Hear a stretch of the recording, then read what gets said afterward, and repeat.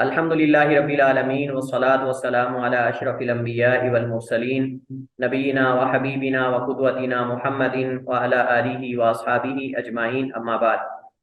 ہمارا کورس فقہ الحدیث، اس میں جو مقرر کتاب ہے شامل نصاب وہ بلوغ المرام ہے، اور بلوغ المرام کی احادیث جو ہیں وہ اصل مطلوب کتاب الجامع تک ہے۔ انشاءاللہ آپ جو 5 سمیسٹر ہیں ان میں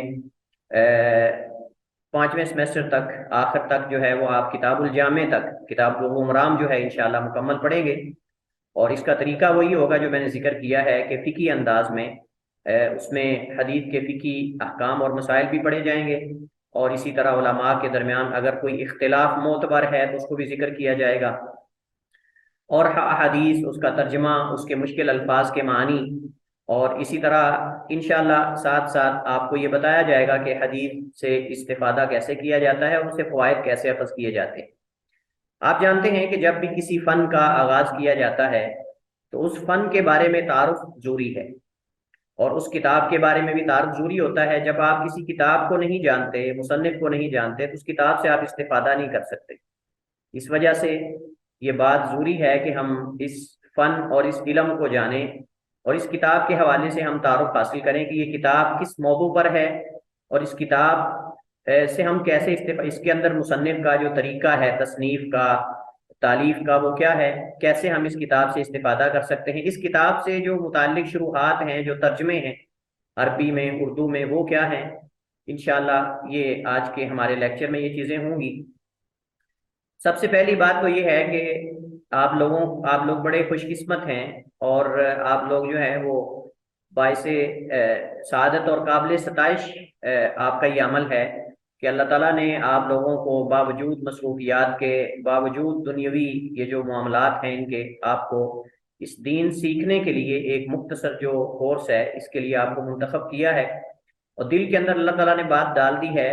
تو یہ بات آپ کے ذہن میں رہے کہ ایک عالم اور ایک جاہل دونوں کی زندگی برابر نہیں ہے، یہ آپ بھی جانتے ہیں، کیونکہ عالم عبادت کرتا ہے دلیل کی بنیاد پر، بصیرت کی بنیاد پر، اور سمجھ کر، جس طرح نبی کائنات علیہ السلام نے عبادت کی ہے، اور جاہل آدمی دوسروں کا محتاج ہوتا ہے، جیسے دوسروں کو دیکھتا ہے اسی طرح وہ کرتا ہے، جیسے اس کو کوئی غلط صحیح بتاتا ہے اسی کے مطابق وہ عمل کرتا ہے، لمحہ لمحہ قدم قدم وہ محتاج ہوتا ہے دوسروں کا کہ دوسرے اس کو بتائیں کہ یہ کیسے کرنا، اور اگر اس کو کوئی بتانے والا نہیں ہوتا، یا وہ یہ گوارا نہیں کرتا کہ کسی سے پوچھے، تو وہ اپنے عقل کے اندر جو اس کی عقل کے اندر آتا ہے اس کے مطابق وہ عمل کرتا ہے۔ تو ایک عالم کی عبادت ایک جاہل کی عبادت سے کئی گنا افضل ہے۔ اس وجہ سے قرآن کریم میں اللہ تعالیٰ فرماتا ہے قُلْ هَلْ يَسْتَوِي الَّذِينَ يَعْلَمُونَ وَالَّذِينَ لَا يَعْلَمُونَ، کہ نبی فرما دیجئے کہ کیا جاننے والے اور نہ جاننے والے برابر ہو سکتے ہیں؟ اس کا جواب یہ ہے کہ کبھی بھی ایسا نہیں ہو سکتا کہ اہل علم اور جاہل جو ہیں وہ برابر ہو سکتے ہیں۔ اللہ تعالیٰ نے قرآن کریم میں جو دنیا کا، کائنات کا سب سے بڑا مسئلہ ہے، مسئلہ توحید، اللہ تعالیٰ کی وحدانیت اور توحید کا مسئلہ جو ہے، اس پر بھی اللہ تعالیٰ نے اپنی گواہی کے ساتھ فرشتوں کی گواہی کو ملایا ہے، اور فرشتوں کی گواہی کے ساتھ اللہ تعالیٰ نے اہل علم کی گواہی کو شامل کیا ہے، اور اللہ تعالیٰ فرماتا ہے شاہد اللہ انہ لا الہ الا اللہ والملائکۃ والعلم قائما بالقسط، شاہد اللہ انہ لا الہ الا ہو والملائکۃ واولو العلم قائما بالقسط، کہ اللہ تعالیٰ نے گواہی دی اور اس کے ساتھ اس کے فرشتوں نے کہ اللہ کے علاوہ کوئی اور معبود برحق نہیں ہے، اور اہل علم بھی اس بات پہ گواہی دیتے ہیں کہ اللہ تعالیٰ کے ساتھ کوئی جو ہے وہ شریک نہیں ہے اور وحدہ لا شریک ہے۔ توحید کا مسئلہ بہت بڑا اہم مسئلہ ہے، اور دنیا کا آغاز، دنیا کی انتہا، انبیاء کی بعثت کا مرکز، محور، یہ اللہ کی توحید ہے، مشترکہ دعوت توحید ہے۔ دنیا بنائی بھی توحید کی خاطر گئی ہے، اور دنیا کی انتہا بھی توحید پر ہوگی، اور انبیاء کی دعوت اسی کے ارد گرد گھومتی رہی ہے۔ تو اللہ تعالیٰ نے اس اہم گواہی پر بھی اہل علم کی گواہی کو شامل کیا ہے، اور حضرت معاویہ بن ابی سفیان رضی اللہ تعالی عنہ سے روایت ہے صحیح بخاری میں، نبی کائنات علیہ السلام نے فرمایا من یرید اللہ بہ خیرا یفقہہ فی الدین، اللہ تعالیٰ جس شخص کے ساتھ، اور یہ بڑی خوشخبری والی حدیث ہے، اس شخص کے لیے جو دین کی تعلیم حاصل کرنے کے لیے وقت نکالتا ہے، جو دین کو سمجھنے کے لیے، کتاب و سنت کو سمجھنے کے لیے اپنا قیمتی وقت نکالتا ہے، اس کے لیے بڑی یہ بابرکت حدیث ہے۔ اور اس کو موٹیویٹ کرنے والی ہے، اس کو آپ سمجھ لیں کہ ترغیب دلانے والی حدیث ہے۔ اور حدیث کیا ہے کہ نبی علیہ الصلوۃ والسلام نے فرمایا من یرید اللہ بہ خیرا یفقہہ فی الدین، اللہ تعالیٰ جس شخص کے ساتھ خیر کا، بلائی کا ارادہ فرما لیتا ہے، اللہ اسے دین کی سمجھ بوجھ عطا فرما دیتا ہے۔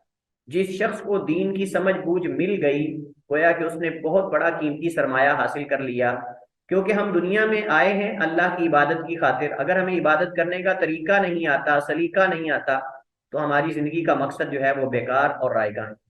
اس وجہ سے ہم اس کورس کے اندر اصل میں یہ بات جانیں گے کہ نبی کریم علیہ الصلوۃ والسلام کی جو حدیث ہے وہ کیا ہے، اور ان احادیث میں اللہ کے نبی نے ہمیں کیا تعلیمات دی ہیں، ان کے بارے میں جو مشترک الفاظ ہوتے ہیں، جو مشکل الفاظ ہوتے ہیں، ان کے ساتھ ہمارا تعامل کیا ہوگا، کیسے اس حدیث سے ہم نے فوائد اخذ کرنے ہیں، احادیث سے احکامات کیسے اخذ کرنے ہیں ہم نے، یہ واجب ہے، یہ حرام ہے، یہ مکروہ ہے، یہ مباح ہے، یہ فلاں ہے، یہ ساری چیزیں ہمیں کیسے پتہ چلے گا حدیث پڑھتے ہوئے، یہ ساری چیزیں اس کورس کے اندر انشاءاللہ ہم جاننے کی کوشش کریں گے۔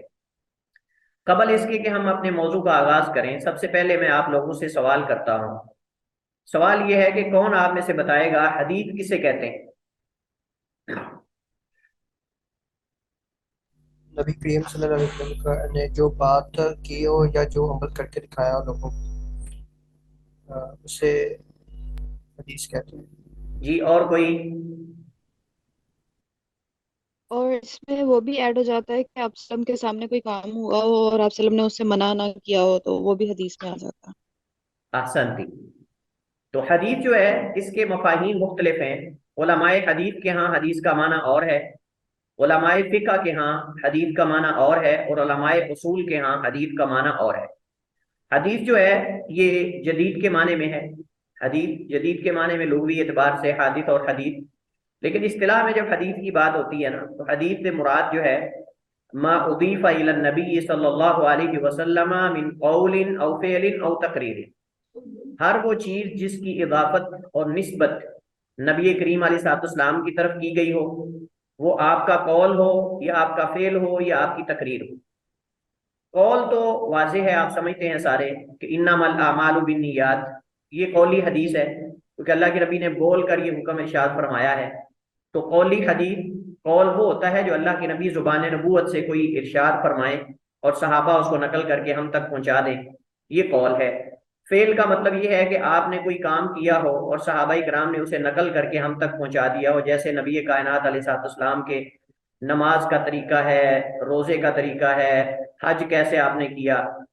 حضرت جابر ابن عبداللہ رضی اللہ تعالی عنہما کی حدیث صحیح مسلم، صحیح بخاری میں لمبی احادیث میں، طویل احادیث میں سے ہے، تقریباً 2-3 صفحات پر مشتمل ہے۔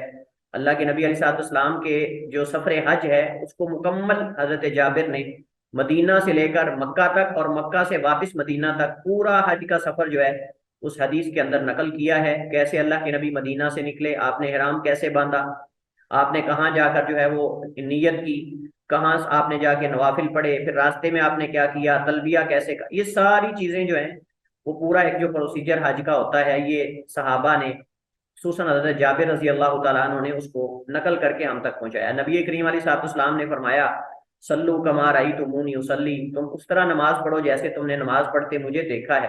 آپ کی نماز کا طریقہ سنت میں موجود ہے، صحابہ نے ہمیں نقل کر کے بتایا ہے، آپ کی ہر ادا نماز کے حوالے سے محفوظ ہے ہمارے پاس۔ تو لہٰذا یہ نبی علیہ الصلوۃ والسلام کے افعال ہیں جو صحابہ نے نقل کر کے ہم تک پہنچائے ہیں۔ آپ کے حج کا طریقہ، آپ کی نماز کا طریقہ، آپ کے سونے کے، یہ ساری چیزیں اس میں آتی۔ تقریر کا کیا مطلب ہے؟ تقریر کا مطلب ہمارے ہاں جو تقریر ہوتی وہ مراد نہیں ہے۔ ہمارے ہاں تقریر کا معنی ہوتا ہے جی خطاب کرنا، لیکن عربی زبان میں تقریر کا معنی ہوتا ہے کسی چیز کو صحیح کہنا یا کسی چیز کا اثبات کرنا، کسی چیز کا اثبات کرنا، نفی کے مد مقابل جو استعمال ہوتا ہے اسے تقریر کہتے ہیں۔ آپ کے سامنے کوئی کام ہوا اور آپ اس پہ خاموشی کا اظہار کرتے ہیں تو یہ تقریر ہے آپ کی طرف سے، یعنی اثبات ہے کہ آپ نے اس کو صحیح سمجھا ہے۔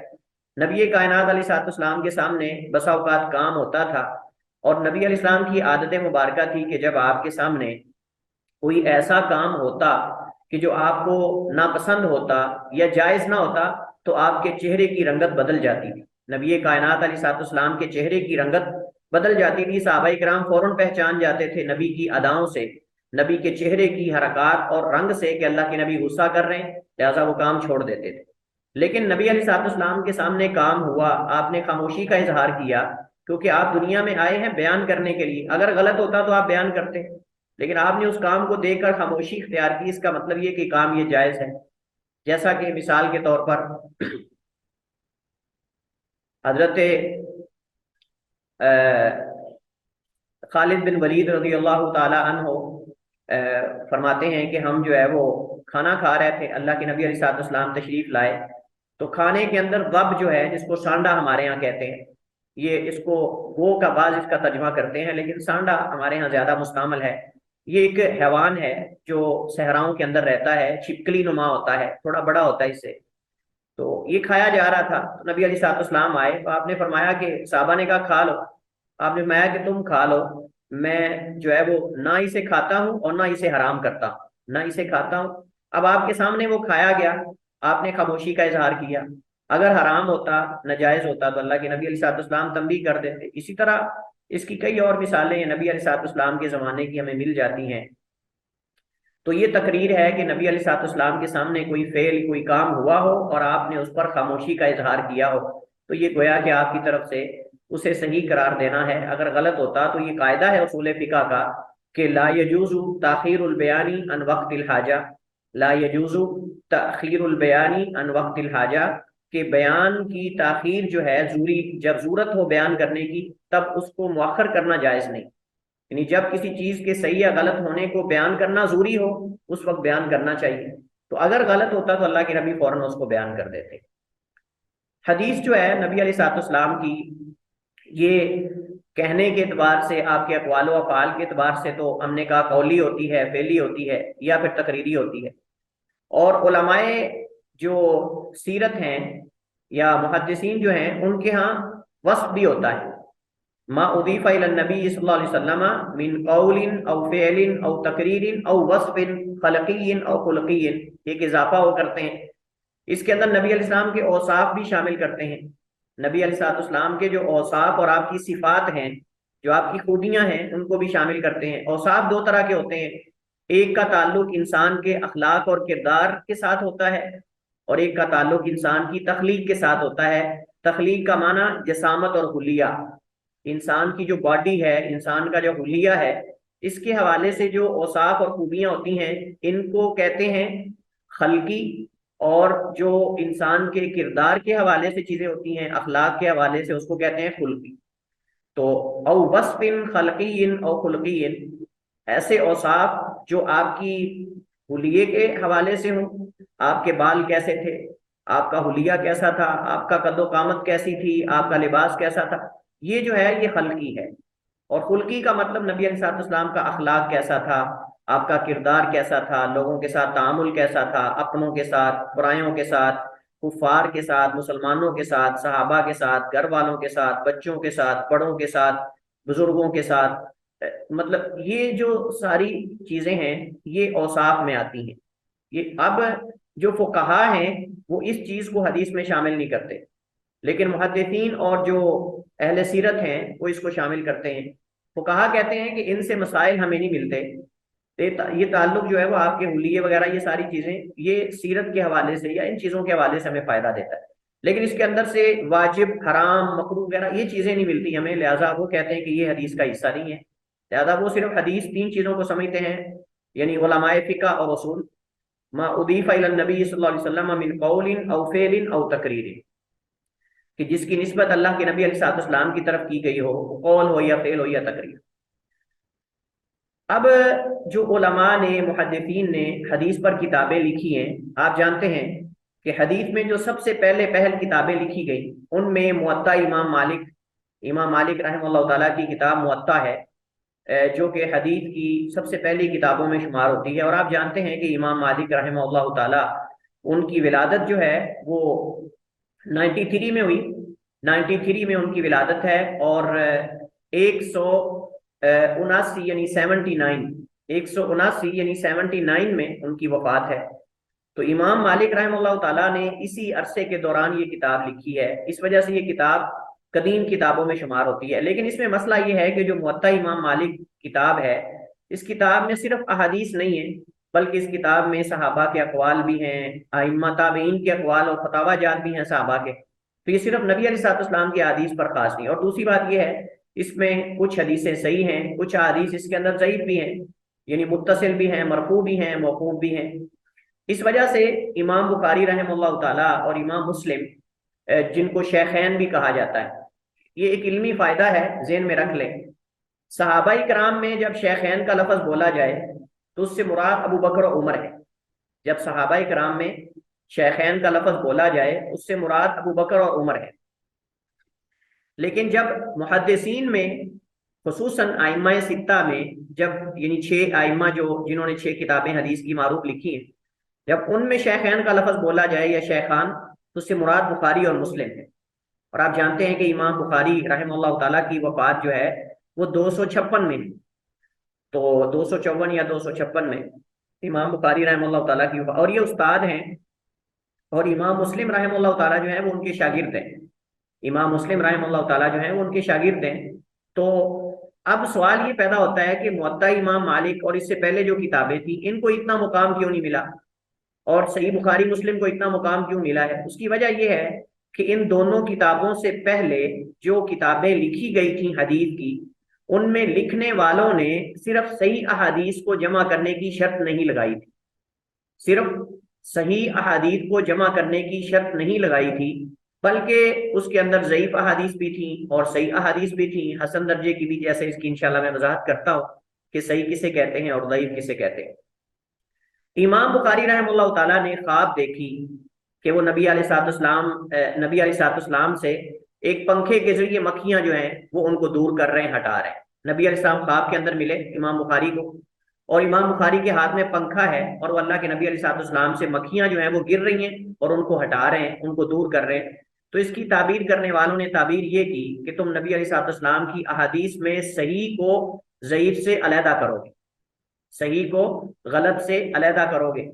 تو امام بخاری کے استاد نے ایک دفعہ، جو اسحاق بن راہویہ درس کے اندر ذکر کیا کہ کاش کوئی اللہ کا بندہ ایسا ہو جو صرف صحیح احادیث پر مشتمل کتاب لکھ دے.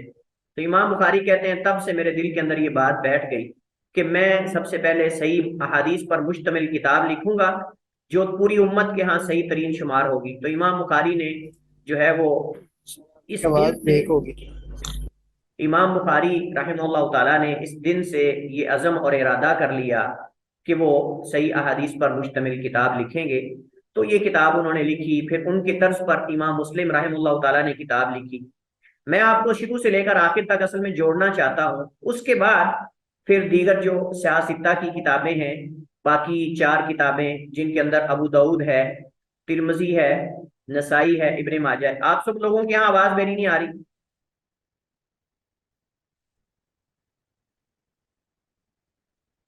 جی، میں آپ لوگوں سے پوچھ رہا ہوں کہ آپ سب لوگوں تک میری آواز کلیئر نہیں آ رہی؟ جی بریک ہو رہی ہے بیچ میں آواز آپ کی. کیونکہ بسا اوقات ایسا ہوتا ہے کہ آپ لوگوں کے ہاں انٹرنیٹ کا ایشو ہوتا ہے، 1-2 کے ہاں، باقی لوگوں کی آواز صحیح آ رہی ہوتی، تو پھر میری طرف سے پرابلم نہیں ہوتی، آپ لوگوں کی طرف سے ہوتی ہے. تو میں اس وجہ سے پوچھ رہا ہوں کہ اگر تو سب کے ہاں مسئلہ ہے تو پھر تو میری طرف سے ہے، لیکن اگر آپ 1-2 کی طرف سے ہے تو پھر آپ کی طرف سے آپ اپنا نیٹ ورک دیکھیں.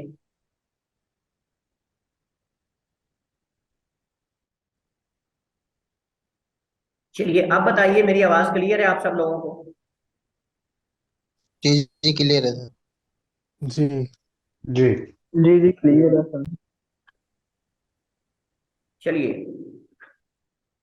پھر اس کے بعد امام بخاری اور مسلم کے بعد جو باقی ائمہ ہیں انہوں نے حدیث کی کتابیں لکھی، جیسا کہ سنن ابی داود ہے، سنن نسائی ہے، سنن ترمذی ہے، ابن ماجہ وغیرہ ہے. لیکن ان میں سے کسی نے بھی اپنی کتاب میں صرف صحیح احادیث جمع کرنے کی شرط نہیں لگائی. اب آپ لوگوں کے ذہن میں بھی یہ سوال اٹھتا ہوگا اور کئی لوگوں کے ذہن میں سوال اٹھتا ہوگا کہ پھر ان کتابوں کے اندر ضعیف حدیثیں کیوں نقل کی گئی ہیں؟ کون آپ میں سے بتائے گا؟ کسی کو اس کا جواب کا پتہ ہے؟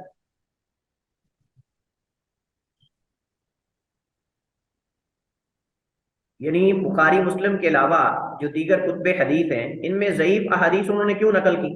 کیا ان کو پتہ نہیں تھا کہ یہ ضعیف ہے؟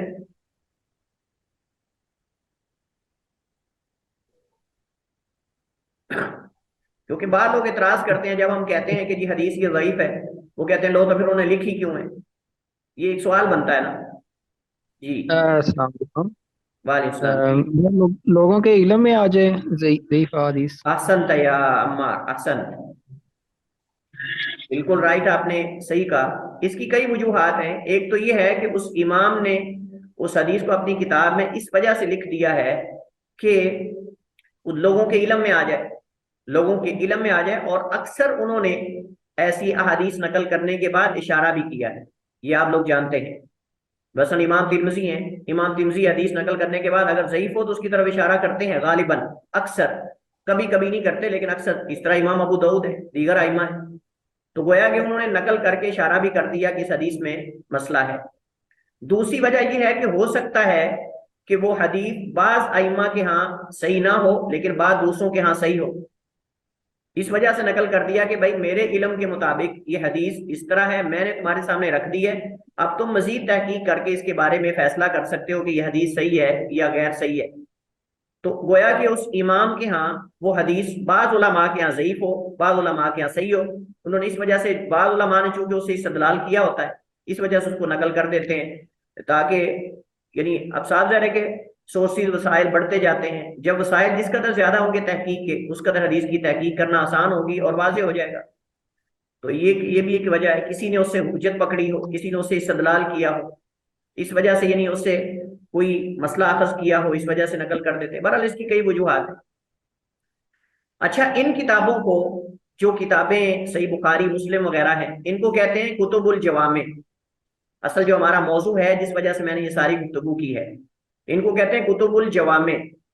آپ کو یہ پتہ ہونا چاہیے کہ جامع اور احکام کی کتابوں میں کیا فرق ہے، سنن اور احکام کی اور جامع کتابوں میں کیا فرق ہے۔ آپ نے بخاری میں دیکھا ہوگا الجامع الصحیح، مسلم میں دیکھا ہوگا الجامع الصحیح، اسی طرح ترمذی میں آپ نے دیکھا ہوگا الجامع لترمذی۔ جامع کتابوں میں اور سنن اور جو احکام کی کتابیں ہیں ان میں کیا فرق ہے، یہ ایک سوال ہے، کوئی آپ میں سے بتا سکتا ہے؟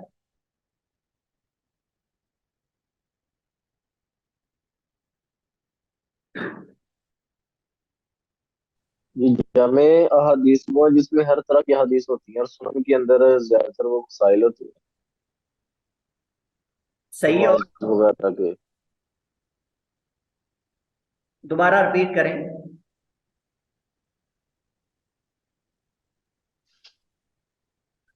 جامع کے اندر ہر طرح کے مسائل ہوتے ہیں، اور سنن کے اندر جو یعنی نماز وغیرہ کی حج وغیرہ کے مسائل ہیں۔ ہاں ٹھیک ہے، آپ قریب قریب ہیں، اس کو تھوڑا واضح کرنے کی ضرورت ہے۔ دیکھیے، جامع کا معنی ہے شامل، یعنی حدیث کی تمام اقسام اس کے اندر موجود ہوتی ہیں۔ مثلا اس میں آپ کو احکام کی حدیث بھی مل جائیں گی۔ احکام کا مطلب کیا ہے؟ نماز، روزہ، حج، زکوٰۃ، خرید و فروخت، تجارت وغیرہ، یہ ساری چیزیں۔ اور اس کے اندر آپ کو جوامع کے اندر دیگر جو حدیث ہیں تفسیر کے حوالے سے، قرآن کریم کی تفسیر کی روایات بھی آپ کو مل جائیں گی، تاریخ اور سیرت اور مغازی، نبی علیہ السلام کے غزوات، اسی طرح تاریخ، اسی طرح آداب، اور اس طرح جو فتن ہیں اور سنت کی حجیت، اور یہ سارے مسائل آپ اس کے اندر مل جائیں گے۔ لیکن جو سنن اور احکام کی کتابیں ہیں ان میں صرف احکام کی حدیث ہوتی ہیں۔ احکام کا معنی کیا ہے؟ نماز، روزہ، حج، زکوٰۃ، اور اسی طرح جو ہے وہ بیوع، خرید و فروخت وغیرہ، قضا اور قسم اور کفارہ، کفارات وغیرہ، اور اس طرح کی جو چیزیں، طلاق، نکاح، یہ سارے مسائل یہ معاملات اور احکام سے متعلق ہیں، کیونکہ ان میں ہر ایک کے اندر حکم ہے، جائز ہے، ناجائز ہے، اس کو کہتے ہیں احکام۔ احکام 5 قسم کے ہیں: واجب، مندوب، حرام، مکروہ، مباح، یہ 5 احکام ہیں۔ واجب کا معنی جس کا لازمی طور پہ کرنے کا ہم سے مطالبہ کیا گیا ہو، جیسے اقیم الصلاۃ، نماز پڑھو۔ اور مندوب کا معنی یہ ہے کہ جسے لازمی طور پہ کرنے کا تقاضا نہ کیا گیا ہو لیکن ترغیب دلائی گئی ہو، جیسے سنتیں ہیں نماز سے پہلے اور نماز کے بعد والی، یہ مندوب ہیں جو کہ ان کی ترغیب دلائی گئی ہے لیکن لازمی نہیں کیا گیا، کمپلسری نہیں ہے۔ اس کے بعد حرام، یعنی جس سے سختی سے روکا گیا اور رکنے کا مطالبہ کیا گیا، جیسے لا تقربوا الزنا، زنا کے قریب نہ جاؤ، لا تقربوا الصلاۃ وانتم سکارا، نماز کے نشے کی حالت میں نماز کے قریب نہ جاؤ، لا تقربوا مال الیتیم، یتیموں کے مال کے قریب نہ جاؤ، یہ ساری حرام کی صورتیں۔ اور ایک ہوتا ہے مکروہ۔ مکروہ ہوتا ہے کہ جس کے اندر روکا تو گیا ہو لیکن کمپلسری اور لازم نہ قرار دیا گیا ہو، روکا گیا ہو لیکن اسے لازم نہ قرار دیا گیا ہو، اس کے رکنے والے کو اجر و ثواب ملتا ہے اور کرنے والے کو گناہ نہیں ملتا، اس کو کہتے ہیں مکروہ۔ جیسا کہ مثال کے طور پر مسجد میں داخل ہوتے ہوئے ہمیں دایاں قدم رکھنا چاہیے، یہ مستحب ہے، سنت ہے، لیکن اگر کوئی بایاں رکھ لیتا ہے تو گناہ نہیں ہے، لیکن مکروہ ہوگا کیونکہ یعنی اس سے ہمیں بایاں قدم آگے رکھنے سے روکا گیا ہے۔ روکنے کا مطلب لازمی نہیں لیکن سنت ہے کہ ہم دایاں رکھیں۔ تو اسی طرح دائیں جو ہے وہ بیت الخلاء کا مسئلہ ہے، بیت الخلاء کے اندر پہلے کون سا قدم رکھنا چاہیے، اور اس طرح کئی اور مسائل اس میں آتے ہیں۔ مکروہات انشاءاللہ ہمارے ساتھ جب ہم مسائل پڑھیں گے تو آئیں گے اس کی مثالیں کئی اور مباح کا معنی ہوتا ہے جائز، یعنی جو بالکل جو ہے وہ اس کے اندر نہ حکم ہو نہ روکا گیا ہو، لوگوں کی سوادیب پہ چھوڑ دیا گیا، جیسے کلو واشربو، کھاؤ اور پیو۔ اصل یہ ہے کہ چیزوں کے اندر کہ وہ حلال ہیں الا کہ ان کے حرام ہونے کی دلیل آ جائے، لباس ہے، معاملات ہیں ہمارے، ان سب کے اندر اصل یہ ہے کہ کر سکتے ہیں الا کہ شریعت میں کوئی رکاوٹ آ جائے یا کوئی روک دیا جائے تو پھر حرام ہے۔ کپڑے ہیں، لباس ہے، ہمیں اصل یہ ہے کہ ہم کوئی بھی لباس پہن سکتے ہیں، ہاں اگر اس کے اندر کوئی ایسی وجہ ہے جس کی وجہ سے شریعت نے روکا ہے تو پھر ہم نہیں کریں گے وہ۔ تو مطلب یہ ہے کہ اصل چیزوں کے اندر ان کا مباح ہونا، جائز ہونا ہے۔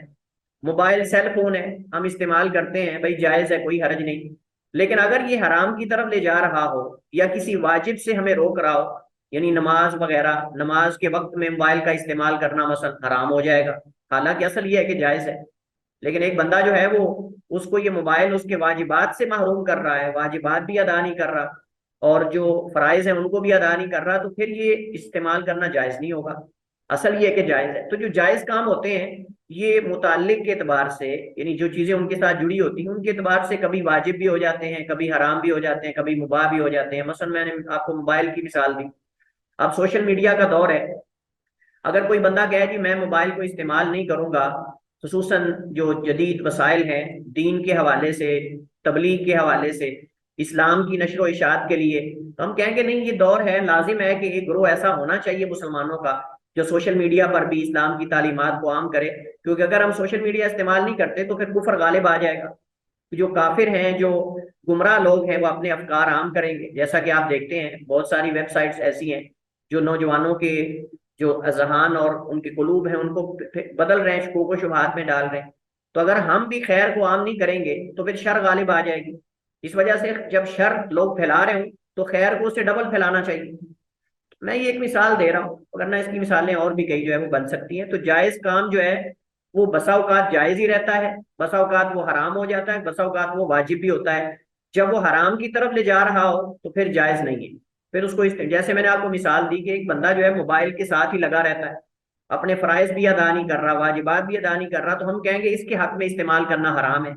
لیکن ایک بندہ اپنے واجبات ادا کر رہا ہے، فرائض ادا کر رہا ہے، لیکن ساتھ موبائل بھی یوز کر رہا ہے، تو ہم کہیں گے کوئی حرج نہیں، کر سکتا ہے جب تک وہ کوئی حرام غلط ویب سائٹس وغیرہ نہیں کھولتا یا فحشی پر مبنی ویب سائٹ وغیرہ یہ چیزیں نہیں دیکھتا، تو کوئی حرج نہیں، استعمال کر سکتا ہے۔ یعنی جب تک مثبت استعمال کر رہا ہے اس کا صحیح، تو اس وقت تک استعمال کر سکتا ہے۔ بہرحال اس کی اور بھی کئی مثالیں ہو سکتی ہیں۔ نبی کائنات علیہ الصلوۃ والسلام کی جو سنت ہے یہ حجت ہے، اس میں کوئی شک و شبہ نہیں ہونا چاہیے ہم سب کے ہاں۔ یہ جو مختلف قسم کے لوگ گمراہ افکار پھیلاتے ہیں اور وہ کہتے ہیں کہ قرآن ہمیں کافی ہے، یہ اصل میں ان کی باتوں میں تضاد ہے اور یہ اپنی بات کو ثابت نہیں کر سکتے۔ قرآن کریم کے اندر ہی اللہ تعالیٰ نے جہاں اپنی اطاعت کا حکم دیا ہے وہاں رسول کی اطاعت کا حکم دیا ہے، اطیعوا اللہ و اطیعوا الرسول۔ جہاں اللہ تعالیٰ نے اپنی اطاعت کرنے والوں کی فضیلت کو بیان کیا ہے، انعامات کا اعلان کیا ہے، وہاں اللہ تعالیٰ نے نبی کی اطاعت کرنے والے کی فضیلت کو بھی بیان کیا ہے۔ وَمَن يُطِعِ الرَّسُولَ فَقَدْ أَطَاعَ اللَّهَ، اللہ نے اپنی رسول کی اطاعت اپنی اطاعت قرار دی ہے کہ جو رسول کی اطاعت کرے گا وہ در حقیقت اللہ کی اطاعت کرنے والا ہے۔ اسی طرح جو اللہ کی نافرمانی کرتا ہے، اللہ نے اپنی نافرمانی کے ساتھ رسول کی نافرمانی کو بھی جوڑا ہے۔ وَمَن يَعْصِ اللَّهَ وَرَسُولَهُ وَيَتَعَدَّ حُدُودَهُ يُدْخِلْهُ نَارًا خَالِدًا فِيهَا، کہ جو اللہ کی اور اس کے رسول کی نافرمانی کرتا ہے اس کو ہمیشہ ہمیشہ آگ میں جو ہے وہ داخل کیا جائے گا، اس میں ہمیشہ ہمیشہ رہے گا۔ یہ وہی سنائی گئی اس بندے کے لیے جو نبی کی سنت اور قرآن میں فرق کرتا ہے، جو اتھارٹی قرآن کی ہے وہ اتھارٹی سنت کی ہے۔ اگر کوئی بندہ یہ اعتراض کرتا ہے کہ بعض حدیث کو بیان کرنے والے سند کے اندر ایک ایک راوی ہیں، بعض میں دو دو ہیں، تو غلطی بھی تو کر سکتے ہیں۔ ہم کہتے ہیں محدثین نے جو شروط رکھی ہیں، محدثین نے حدیث کی تحقیق میں جو کڑی شروط رکھی ہیں، ان شروط کی پائے جانے کے ساتھ کوئی حدیث غلط نہیں ہو سکتی. ہمارا یہ ایک ایمان ہے، اور بلکہ ہمارا یہ عقیدہ ہونا چاہیے کہ جب ہم کوئی صحیح بخاری مسلم کے اندر کوئی حدیث سن رہے ہیں یا پڑھتے ہیں تو گویا کہ ہم ڈائریکٹ اللہ کے نبی سے حدیث سن رہے ہیں. کفار نے، مستشرقین نے اس بات کا اعتراف کیا ہے کہ جو اہل السنہ کے ہاں، جو مسلمانوں کے ہاں روایات کو پرکھنے کی شروط ہیں، یہ کسی امت کے اندر نہیں. میں صرف ایک بات کی طرف اشارہ کروں گا کہ محدثین نے احادیث کو محفوظ کرنے کے لیے ان احادیث کو روایت کرنے والے راویوں کی حالات زندگی کو بھی سند کے ساتھ محفوظ کیا ہے. یعنی جن راویوں نے وہ احادیث بیان کی ہیں، ان راویوں کی حالات زندگی بھی ساری کی ساری ہمارے پاس محفوظ ہے، اور سند کے ساتھ محفوظ ہے. حدثنا اخبرنا کے ساتھ کہ فلاں راوی کیسا تھا، فلاں راوی کیسا تھا، اس کی ولادت سے لے کر اس کی وفات تک کی ساری زندگیاں ہمارے پاس محفوظ. امام بخاری رحمہ اللہ تعالیٰ کی کتاب جو ہے، صرف ایک کتاب کی طرف میں اشارہ کرتا ہوں، التاریخ الکبیر. امام بخاری کی کتاب التاریخ الکبیر، صرف ایک کتاب میں تقریباً 12,000 راویوں کی حالات زندگی موجود ہے. 12,000 راویوں کی حالات زندگی صرف امام بخاری کی کتاب التاریخ الکبیر کے اندر موجود ہے. تو اس کے علاوہ الکامل ابن عدی کی کتاب ہے، ابن حبان کی کتابیں ہیں، ابن ابی حاتم کی کتابیں ہیں، اس کے علاوہ وکیلی، اس کے علاوہ کئی اور بڑے بڑے ائمہ کی کتابیں تاریخ میں راویوں کے حوالے سے موجود ہیں، جن میں ان راویوں کے بارے میں ائمہ کی کلام موجود ہے جنہوں نے ان کا زمانہ پایا، وہ راوی کیسا ہے، وہ کیسا ہے. ہم ان کفار کو چیلنج کرتے ہیں کہ آپ ہمیں دکھاؤ کہ آپ کے پاس کیا آپ کا دین بھی سند کے ساتھ محفوظ ہے. کیونکہ ہمارے جو مسلمان ان کے شبہات کا شکار ہوتے ہیں، وہ حقیقت میں ان سے شبہات لیتے ہیں، ان مستشرقین، ان کفار سے لیتے ہیں، اور وہ ان کو الو بناتے ہیں. ہم کہتے ہیں کہ بھئی جن کے اعتراضات تم لے کر اسلام پر، سنت پر بات کرتے ہو، بخاری پہ اعتراضات کرتے ہو، مسلم پہ اعتراضات کرتے ہو، پہلے دیکھو ان کے پاس ہے کیا. ان کے پاس تو اپنے نبیوں کی زندگی بھی صحیح محفوظ نہیں. عیسیٰ علیہ السلام کے بارے میں جا کر پوچھیں ان سے کہ تمہارے پاس کوئی ایک بھی صحیح چیز سند کے ساتھ محفوظ ہے. موسیٰ علیہ السلام کے بارے میں، اپنے دین کے بارے میں سند کے ساتھ اپنی کتاب کی سند بیان نہیں کر سکتے. اور میں یہ چیلنج سے کہہ رہا ہوں کہ تورات اور انجیل جو اس وقت یہود و نصارہ کے پاس موجود ہے، اس کتاب کی ان کے پاس سند ہی نہیں. آپ جانتے ہیں کہ جب درمیان میں ان کو مار پڑی یہود کو، جو قسطنطین سے اور اس کے علاوہ جو رومان تھے ان سے، تو ان کو پتہ ہی نہیں ان کی کتابیں کہاں گئی. بعد میں دوبارہ لکھ کر ان کو لوگوں کے سامنے پیش کی. اسی طرح نصارہ کے ساتھ جب یہود سے ان کو مار پڑی تو ان کو پتہ ہی نہیں ان کی کتابیں کہاں گئی. تو ان کے پاس تو اپنی چیزیں، ان کو اس وجہ سے دکھ ہوتا ہے کہ ہماری شریعت تو محفوظ نہیں، ان کی کیوں محفوظ ہے. لہذا وہ چاہتے ہیں کہ ہمارے ذہنوں کے اندر بھی شکوک و شبہات پیدا کر کے، تاکہ ہمیں بھی شک ہونے لگ جائے ہماری کتابوں میں. وہ یہ چاہتے ہیں. اور ہمارے بعض نام نہاد مسلمان جو ہیں، جو اپنے آپ کو اسکالر کہتے ہیں، پتہ نہیں کیا کیا کہتے ہیں، وہ صحیح بخاری مسلم کی حدیث پر بیٹھ کر چینل پہ باتیں کرنے لگ جاتے ہیں کہ یہ حدیث فلاں، یہ ایسے عقل کے اندر نہیں داخلی، عقل نہیں مانتی، فلاں نہیں ہوتا. بھائی صحیح بخاری جب لکھی گئی ہے تب کسی امام نے اعتراض نہیں کیا. اس دور کے جو بڑے بڑے فن کے امام تھے وہ اعتراض نہیں کر سکے، اور تم آج 1400 سال بعد تمہیں پتہ ہی نہیں حدیث کے علوم کا، اور تم آگے امام بخاری پہ اعتراض کر رہے ہیں. پہلے بخاری جیسا لیول تو لے کر آؤ، پہلے مسلم جیسا لیول تو لے کر آؤ نا، امام محدثین جیسا. تو دو چار کتابیں گھر میں بیٹھ کے پڑھ کے امام بخاری پہ اعتراض کرنے لگ جائے بندہ، تو اس بندے کی کوئی ویلیو نہیں. ہم کہتے ہیں کہ امام بخاری، امام مسلم نے جب کتابیں لکھی ہیں تو ان کے اساتذہ نے، ان کے دور کے بڑے بڑے مشائخ اور محدثین نے اس اعتراف کیا ہے، اصح الکتب بعد کتاب اللہ تعالی البخاری، کہ صحیح ترین کتاب اگر اللہ کی کتاب کے بعد کوئی ہے تو صحیح بخاری ہے. کسی نے اعتراض نہیں کیا، نہ ان کے اساتذہ نے، نہ ان کے شاگردوں نے، نہ ان کے بعد والے لوگوں نے. آج ایک بندہ اٹھ کر، جس کو سنت کا پتہ ہی نہیں، سنت کی قسمیں کیا ہیں، جرح تعدیل کیا ہوتی ہے، وہ اٹھ کر بخاری پہ جا کے نقطہ انگلی اٹھاتا ہے. بھائی پہلے اپنا علمی لیول تو بخاری جیسا لے کر آؤ، پہلے اپنا لیول تو مضبوط کرو علم کا. ایک جاہل بندہ اٹھ کے بخاری پہ اعتراض کرنے لگ جائے. ایک قاعدہ ہے، یہ قاعدہ ذہن میں رکھ لیں. ائمہ جرح و تعدیل فرماتے ہیں کہ یہ جو ائمہ ہے نا، بخاری، مسلم، ترمذی، ابو داؤد، نسائی، یہ بڑے بڑے ائمہ، یہ ایسے ائمہ ہیں کہ جن سے پوچھا جاتا تھا کہ راوی کیسا ہے، نہ کہ ہم لوگوں سے پوچھیں گے کہ وہ کیسا ہے، کہ ہم لوگوں سے پوچھیں گے کہ وہ کیسا ہے.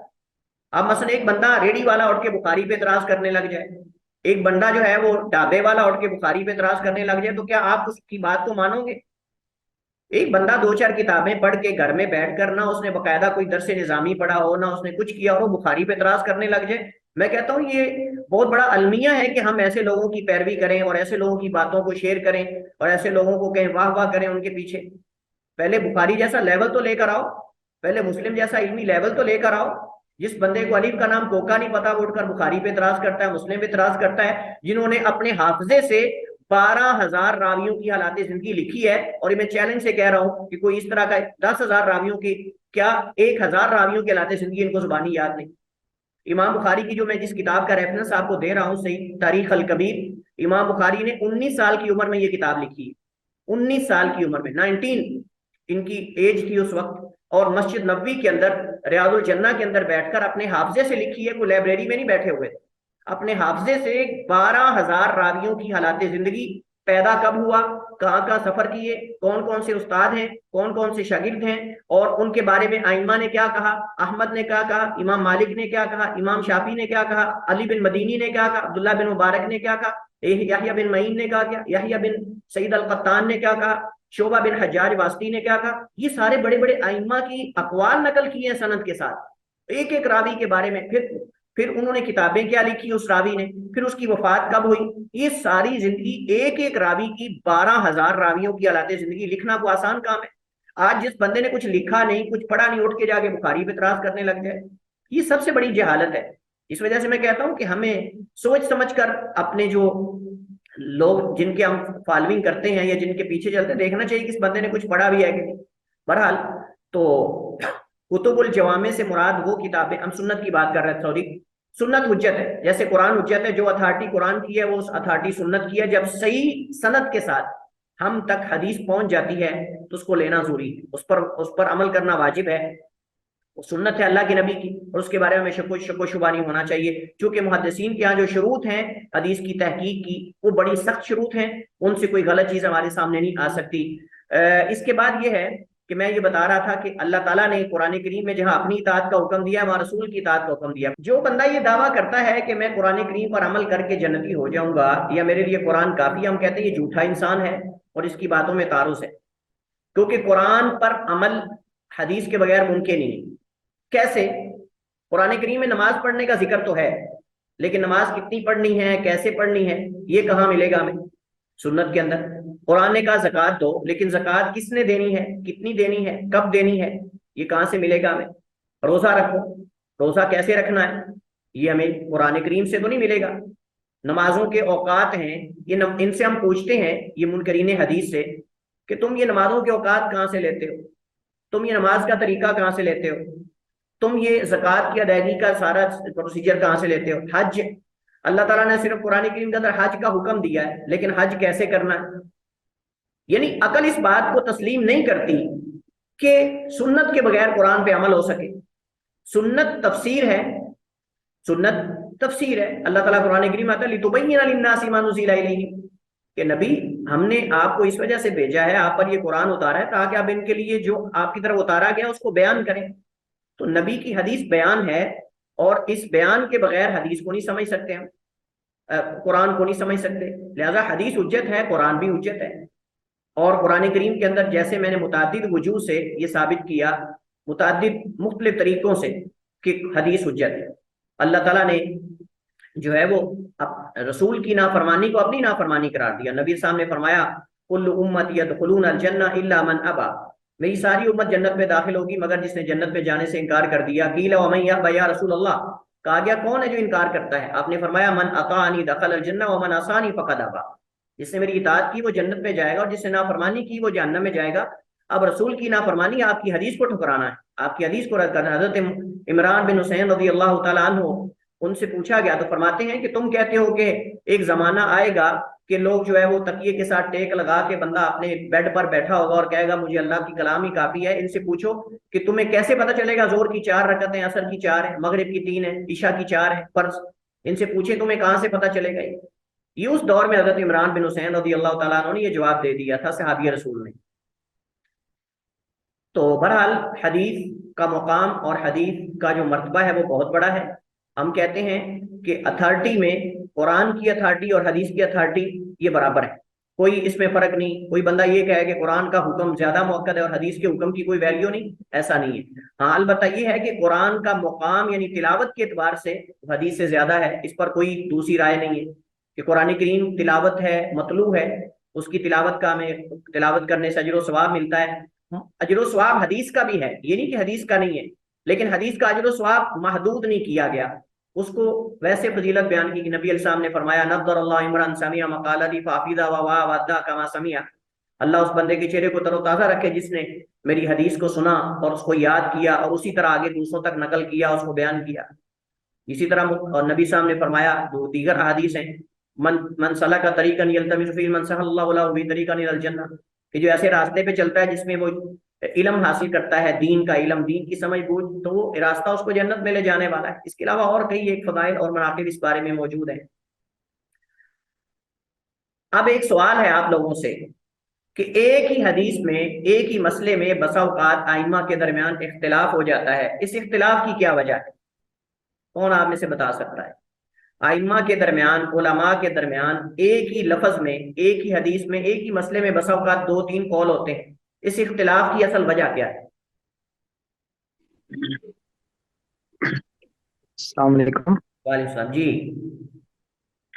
اچھا، اس میں ہو سکتا ہے کہ ایک مسئلے کو کمپلیٹ ایکسپلین کرنے کے لیے مختلف احادیث کی ضرورت ہوتی ہے، لیکن ہر ائمہ کے پاس ہو سکتا ہے وہ کمپلیٹ احادیث کا مجموعہ نہ پہنچا ہو تاکہ پورے مسئلے کو سمجھا جا سکے.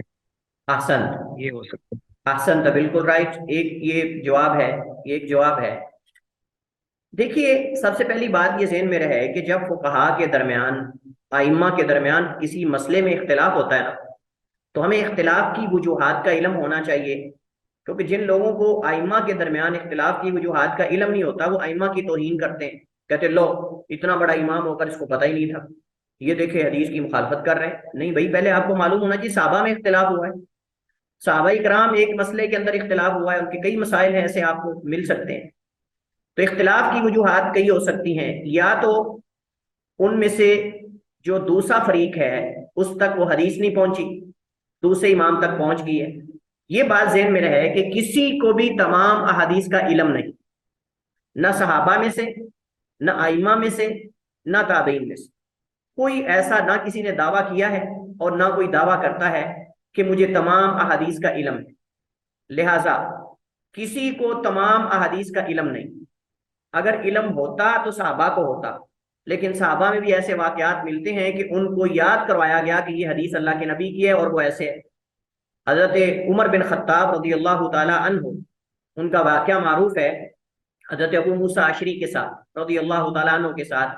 ان کو اس حدیث کا پتہ نہیں تھا کہ جب کسی کے گھر ملاقات کے لیے جاؤ تو 3 دفعہ دروازے پر دستک دو.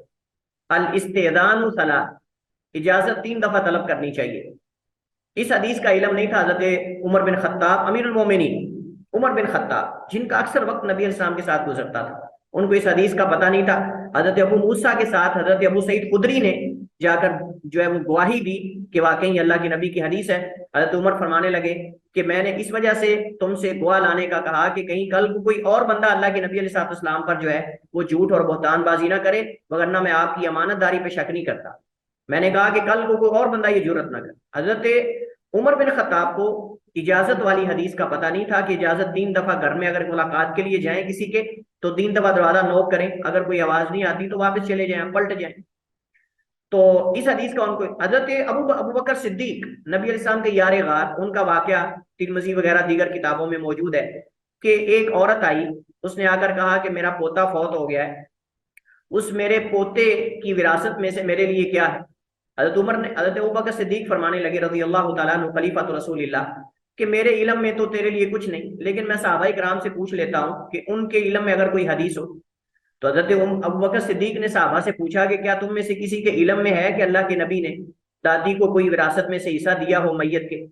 تو ایک صحابی کھڑے ہوئے، غالباً حضرت عبداللہ بن عتیق تھے یا حضرت مغیرہ بن شعبہ تھے. انہوں نے کہا کہ میں اس وقت موجود تھا، اللہ کے نبی علیہ السلام نے دادی کو 6واں حصہ دیا ہے، دادی کو 6واں حصہ دیا ہے. حضرت ابو بکر صدیق نے اس حدیث کو لیا ہے. امام ابو حنیفہ رحمہ اللہ تعالی، امام مالک، امام شافعی، بڑے بڑے ائمہ، انہوں نے باقاعدہ یہ اعلانیہ طور پہ کہا ہے کہ اگر ہماری کوئی بات حدیث کے خلاف آ جائے تو تم ہماری بات کو دیوار کے ساتھ دے مارو اور تم نے حدیث کو لینا ہے۔ امام ابو حنیفہ رحمہ اللہ تعالیٰ فرماتے ہیں اذا صح الحدیث فهو مذہبی، کہ جب کوئی صحیح حدیث آ جائے تو میرا مذہب وہ ہے، میرا ذاتی کوئی مسلک نہیں، کوئی علیحدہ میرا مذہب نہیں۔ یہ ہم نے بعد میں آنے والوں نے بنا لیے ہیں، وگرنہ ان کا مذہب اور مسلک ایک ہی تھا۔ وہ کہتے ہیں کہ جب کوئی صحیح حدیث آ جائے تو میرا وہ مذہب ہے، میرا کوئی اور مذہب نہیں، صحیح حدیث میرا مذہب ہے۔ اب ان کے پاس چونکہ حدیث مخصوص ہوتی تھی، تمام حدیث کا علم نہیں تھا، اجتہاد کرتے تھے، اور وہ اجتہاد صحیح بھی ہو سکتا ہے، غلط بھی ہو سکتا ہے۔ حضرت عبداللہ ابن مسعود رضی اللہ تعالیٰ عنہ، انہوں نے اجتہاد کیا۔ ایک عورت کا مسئلہ ان کے سامنے آیا کہ ایک عورت کے شوہر نے ان سے نکاح کیا ہے اس عورت سے، لیکن حق مہر طے نہیں کیا اور وہ فوت ہو گیا۔ اب اس بیوہ کے لیے جس کا شوہر حق مہر متعین کرنے سے پہلے لیکن نکاح ہو چکا تھا، رخصتی نہیں ہوئی، اب اس کے لیے حق مہر کیا ہے؟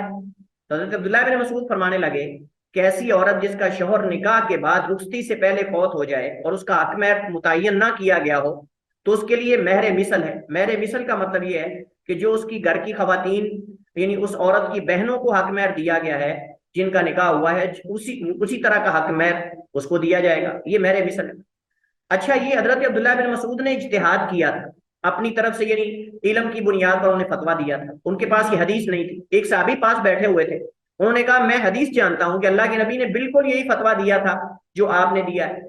تو بڑے خوش ہوئے، کہنے لگے الحمدللہ، اللہ کا شکر ہے کہ میرا فتویٰ نبی کی حدیث کے موافق ہو گیا۔ اس کا مطلب ان کو اس حدیث کا پتہ نہیں تھا، لیکن انہوں نے اجتہاد کیا۔ تو کبھی کبھی مفتی کا فتویٰ صحیح بھی ہوتا ہے، کبھی غلط بھی ہو سکتا ہے، لیکن وہ کوشش تو کرتا ہے نا کہ صحیح فتویٰ دینے کی۔ جان بوجھ کر جو فتویٰ غلط دیتا ہے وہ تو اللہ کے مجرم ہے، چاہے کوئی بھی ہو۔ تو وہ اجتہاد کرتے تھے، تو بسا اوقات ان تک حدیث نہیں پہنچی ہوتی تھی، اور بسا اوقات حدیث پہنچی ہوتی تھی لیکن وہ حدیث ہو سکتا ہے کہ ان میں سے ایک کے ہاں صحیح ہو، دوسرے کے ہاں صحیح نہ ہو، کیونکہ حدیث کے اندر راوی ہوتے ہیں اور ان راویوں کے بارے میں مختلف اقوال ہو سکتے ہیں۔ جیسے ہمارے ہاں ایک بندے کے بارے میں آپ کی رائے اور ہو سکتی، دوسرے کی اور ہو سکتی، تو ان کے اس راوی کے بارے میں ہو سکتا ہے مختلف نظریہ، دوسرے کا مختلف نظریہ، اس وجہ سے بھی وہ اس حدیث کو لیتے ہوں جو زیادہ صحیح ان کے ہاں ہے، اور دوسرا جو ہے وہ اس حدیث کو لیتا ہو جو اس کے ہاں صحیح ہے، تو اس وجہ سے بھی اختلاف ہو سکتا ہے۔ جب ایک شخص کے بارے میں دو رائے ہو سکتی ہیں تو حدیث کے صحت و ضعف کے بارے میں بھی اختلاف ہو سکتا ہے۔ اسی طرح حدیث راوی بسا اوقات سن کر بھول جاتا ہے، اس کو اس روایت کا بسا اوقات یاد نہیں رہتا، ایسے صحابہ کرام کے اندر بھی واقعات موجود ہیں۔ اور بسا اوقات حدیث سے سمجھنے کے اندر بھی مسئلہ ہو سکتا ہے کہ حدیث کے معنی کو سمجھنے کے اندر ایک سے زائد معنی ہوتے ہیں۔ مثلا لفظ عین ہے، لفظ عین کا معنی ایک سے زائد معنی، عین آنکھ کو بھی کہتے ہیں، عین جاسوس کو بھی کہتے ہیں، عین چشمے کو بھی کہتے ہیں، اور عین جو ہے وہ ذات کو بھی کہتے ہیں۔ اس کے علاوہ اور کئی اس کے معنی قرآن کریم میں، مثلا ایک مثال میں آپ کے سامنے رکھتا ہوں، قرآن کریم کی آیت ہے، اللہ تعالیٰ فرماتا ہے والمطلقات یتربصن بانفسہن ثلاثۃ قروء، والمطلقات یتربصن بانفسہن ثلاثۃ قروء، اور جو مطلقہ عورتیں ہیں وہ اپنے آپ کو 3 قروء تک روک کے رکھیں گی۔ ثلاثۃ قروء، اب قروء سے کیا مراد ہے؟ اب بعض فقہا نے اس سے سمجھا کہ شاید 3 طہر ہیں، اور بعض نے سمجھا کہ شاید 3 حیض ہیں۔ اب دونوں معنی عربی زبان میں پائے جاتے ہیں۔ جن علماء نے کہا کہ وہ طلاق 3 طہر تک اپنے آپ کو روکے رکھے گی، 3 طہر سے مراد جو مینسز کے علاوہ عورت کے پاکی کے ایام ہوتے ہیں وہ 3 طہر ہیں ہر مہینے، اور جو مینسز کے ایام ہوتے ہیں ان کو حیض کہتے ہیں۔ تو اب بعض سمجھتے تھے ثلاثۃ قروء سے مراد 3 حیض ہیں، بعض سمجھتے تھے کہ جیسے حضرت عبداللہ ابن مسعود 3 حیض سمجھتے تھے، حضرت زید بن ثابت جو ہیں اور دیگر صحابہ کرام وہ اسے مراد 3 طہر سمجھتے تھے۔ اب صحابہ کے درمیان اس مسئلے میں اختلاف ہو گیا کہ ثلاثۃ قروء سے کیا مراد۔ اب صاحب ذرا کہ یہ اختلاف ہو سکتا ہے، تو بسا اوقات روایت اس کو پہنچی نہیں، بسا اوقات روایت پہنچی ہوتی لیکن وہ اس کے ہاں صحیح ہوتی ہے، اس کے ہاں صحیح نہیں ہوتی۔ بسا اوقات حدیث کے لفظ کے اندر ایک سے زائد معنی پائے جاتے ہیں، ایک راوی یہ معنی مراد لے رہا ہوتا ہے، دوسرا امام یہ معنی مراد لے رہا ہوتا ہے، لیکن ہم نے دیکھنا ہے کہ کیا اس کے بارے میں کوئی اور معنی، کوئی اور روایت تائید کر رہی ہے کہ نہیں، یا حدیث وہ صحیح ہے کہ نہیں۔ بسا اوقات یہ بھی ہوتا ہے کہ اس امام کو اس حدیث کی صحت کے بارے میں علم نہیں ہوتا کہ حدیث صحیح ہے کہ ضعیف ہے، یہ بھی ایک وجہ ہو سکتی ہے۔ اس کے علاوہ کئی اور وجوہات ہو سکتی ہیں، لیکن ہمارا ان ائمہ کے بارے میں حسن ظن ہونا چاہیے کہ کسی بھی امام نے ان ائمہ میں سے جو متقدمین ہیں، متقدمین کی بات کر رہا ہوں جو پہلے ائمہ گزرے ہیں، جو بعد میں آنے والے ہیں وہ تو مقلدین اپنے اپنے امام کی ہر ایک نے تائید کی، میرے امام کی بات حق ہے، دوسرے کا میرے امام کی بات حق ہے، تیسرے نے کہا میرے امام کی بات حق ہے، ہم ان سے پہلے جو بڑے بڑے ائمہ ان کی بات کر رہے ہیں۔ کہ انہوں نے جان بوجھ کر کسی نے حدیث کی مخالفت نہیں کی، بلکہ جو ان کے پاس علم تھا اس کے مطابق انہوں نے فتویٰ دیا، اور ساتھ یہ بھی کہہ دیا اپنے شاگردوں کو، دیگر لوگوں کو، کہ میرا مذہب کوئی ذاتی نہیں ہے، خاص حدیث میرا مذہب ہے، حدیث میرا مذہب ہے، اذا صح الحدیث فهو مذہبی، جب صحیح حدیث آ جائے گی تو میرا وہ مذہب ہے۔ اس وجہ سے ہمیں بھی کاش متاخرین بعد میں آنے والے وہ ان ائمہ کی ان باتوں کو لے لیتے۔ امام مالک رحمہ اللہ تعالی مسجد نبوی میں نبی علیہ السلام کے جو قبر ہے اس کے پاس کھڑے ہو کر فرماتے ہیں کل یؤخذ قولہ ویرد الا صاحب ھذا القبر، کہ ہر ایک کی بات لی بھی جا سکتی ہے اور رد بھی کی جا سکتی ہے، مگر اس صاحب قبر کی بات کو کبھی رد نہیں کیا جا سکتا۔ خود امام مالک یہ کہہ رہے ہیں، اس کا مطلب امام مالک کے ماننے والوں کو بھی یہ سوچنا چاہیے کہ امام مالک نے خود کہا ہے کہ ہر ایک کی بات لی بھی جا سکتی ہے، رد بھی کی جا سکتی ہے، لیکن صاحب قبر یعنی نبی علیہ السلام کی بات کبھی رد نہیں کی جا سکتی۔ مدینہ میں کھڑے تھے مسجد نبوی کے اندر، قبر کی طرف اشارہ کر کے فرماتے ہیں کہ ہر ایک کی بات لی بھی جا سکتی ہے، رد بھی کی جا سکتی ہے، لیکن اس صاحب قبر نبی کائنات کی بات کبھی ٹھکرائی نہیں جا سکتی اور نہ یہ ٹھکرانا جائز۔ لیکن ہمارے ہاں کیا ہوا، ہمارے ہاں جن لوگوں کے ذہنوں کے اندر جمود تھا، ہر ایک نے اپنے اپنے امام کی بات کو حدیث سے بھی آگے کر دیا، حدیثیں ٹھکرا دی لوگوں نے، حدیثوں کو رد کر دیا، لیکن امام کی بات کو رد کرنا گوارا نہیں کیا۔ کیوں بھائی، امام معصوم تو نہیں ہے؟ کیا آپ یہ کہتے ہیں کہ امام معصوم ہے؟ جب امام معصوم نہیں ہے تو ان ائمہ سے غلطی نہیں ہو سکتی کیا؟ نبی علیہ السلام کی ذات معصوم ہے، لیکن ائمہ تو، لیکن ہم جو معصوم ذات ہیں اللہ کے نبی، ان کی بات کو غیر معصوم کی بات کے مقابلے میں لا کے کھڑا کر دیں، یہ تو ایسا تو کبھی نہیں چلے گا، نہ ان ائمہ نے ہمیں ایسا کہا۔ یہی اصل وجہ بنی اختلاف کی کہ جب لوگوں نے اپنے بڑوں کی باتوں کو حدیث کے مقابلے میں وہ اتھارٹی دینا شروع کر دی جو حدیث کی اتھارٹی تھی، جو قرآن کی اتھارٹی تھی، اور یہ سمجھ لیا کہ شاید ان کی بات ہی حتمی ہے، کسی دوسرے کی بات حتمی نہیں ہو سکتی، تو اس وقت اختلاف پیدا ہوا، اور اس کے بعد امت کے اندر یہ مذاہب اور یہ فرقے اور یہ ساری چیزیں بنی۔ لیکن اس وقت ہمیں کیا کرنا چاہیے، ہمارا رد عمل کیا ہونا چاہیے، ہمارا رویہ کیا ہونا چاہیے؟ ہمیں جب بھی کسی امام کا کوئی قول دلیل کے ساتھ مل جاتا ہے اور دلیل صحیح ہو تو ہمیں اس کو لینا چاہیے، نہ کہ بلا دلیل، بغیر کسی دلیل کے ہم تعصب کے اندر آ کر کہیں کہ میرے امام کی بات ہی حق ہو سکتی، کسی دوسرے کی نہیں ہو سکتی۔ تو ایسا نہیں ہے، حق دوسرے کے پاس بھی ہو سکتا ہے۔ حق کا معیار قلت و کثرت نہیں ہے، حق کا معیار زیادہ اور کم ہونا نہیں، قلت و کثرت نہیں کہ یہ زیادہ ہے تو حق پر ہے، یہ کم ہے تو باطل پر، ایسا نہیں ہے۔ حق کا معیار دلیل ہے، حق کا معیار دلیل ہے، جس کے پاس صحیح دلیل ہے اگرچہ اکیلا ہے اس کی بات حق ہوگی، اور جس کے پاس دلیل نہیں ہے چاہے وہ ایک پوری امت کیوں نہ ہو، وہ جو ہے وہ اس کی بات حق نہیں ہو سکتی۔ اللہ کے نبی علیہ السلام اکیلے تھے، مکے والوں نے یہی کہا تھا، مکہ والوں نے کہ آپ کیسے اکیلے سچے ہو سکتے ہو، تمہارے باپ دادا یہ سارے کیا غلط کر رہے تھے؟ آج ہم اگر کسی کو کہتے ہیں بھائی قبروں کا طواف نہ کرو، یہ سارے الٹے پلٹے کام نہ کرو، کہتا اچھا یہ سارے لوگ جو کر رہے ہیں غلط کر رہے ہیں، تو بھائی کیا لوگوں کے کم زیادہ ہونے کو آپ نے دیکھنا ہے؟ یہ تو کہیں نہیں کہا گیا، بلکہ اللہ نے قرآن کریم کے اندر اکثر کو گمراہ قرار دیا ہے، وما یؤمن اکثرهم باللہ الا وهم مشرکون، وما یؤمن اکثرهم باللہ الا وهم مشرکون، فرمایا کہ اکثر اللہ پر ایمان بھی لاتے ہیں اور شرک بھی کرتے ہیں۔